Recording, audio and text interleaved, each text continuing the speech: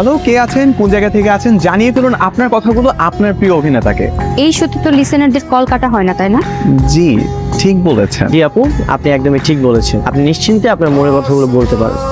আমি ঈশ্বর গেস্ট মিরাজ খানকে কিছু বলতে চাই না। আমি ঈশ্বর হোস্ট রাফসানকে নিয়ে বলতে চাই। রাফসানের বিরুদ্ধে আমার অনেক অভিযোগ আছে।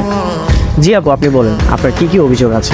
এই মেয়ে, কি আপনি সাথে সাথে ফোন করে দুষ্টুমি কেন করছেন? আপনার ফোনটা রেখে দিতে পারেন। কেমন অপশন নেই, কল তো কাটা যাবে না। এইসব একটা রুলস আছে যেটা আপনি আমাকে বলেছেন যে কেউ কল করলে সেটা কল কাটা যাবে না।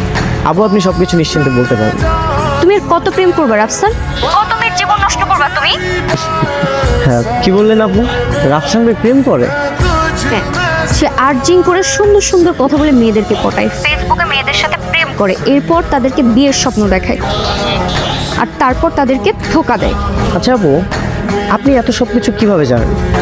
কারণ সে আমাকেও ধোকা দিয়েছে, আমার সাথে প্রেম করেছে, এরপর যখন জানতে পেরেছে আমি গরিব ঘরের মেয়ে, তারপর আমাকে ধোকা দিয়ে চলে গেছে।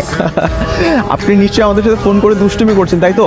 ভাইয়া, এটা সিরিয়াস একটা প্র্যাঙ্ক কল করা হচ্ছে, শুধু শুধু একটু দুষ্টুমি করা হচ্ছে। যাই হোক, আমরা কিন্তু অনেক বেশি এন্টারটেইন হয়েছি। অনেক ধন্যবাদ আপনাকে। আপনি কিন্তু চাইলে এবার ফোনটা রেখে দিতে পারেন। আমি কোনো প্রাঙ্ক করছি না, আমি যা বলছি সব সত্যি বলছি। এই মেয়ে, আপনার কাছে কি প্রমাণ আছে? প্রমাণ, তাই না? আপনার পিঠে একটা কাটা দাগ আছে না? আর কোনো প্রমাণ দিতে হবে আমাকে?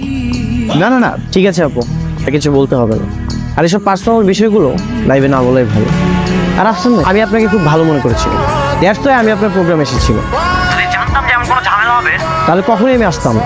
মিরাজ ভাই, এটা সম্পূর্ণ একটা প্র্যাঙ্ক ছিল, এরকম কোনো কিছু কিন্তু সত্যি না, শুধুমাত্র দুষ্টুমি করা হচ্ছে আমাদের সাথে। কিসের ফ্রেন্ড?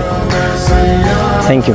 মিরাজ ভাই, আমাদের অন এয়ারের শ্রোতারা অপেক্ষা করছে, প্লিজ এরকম ভাবে যাবেন না।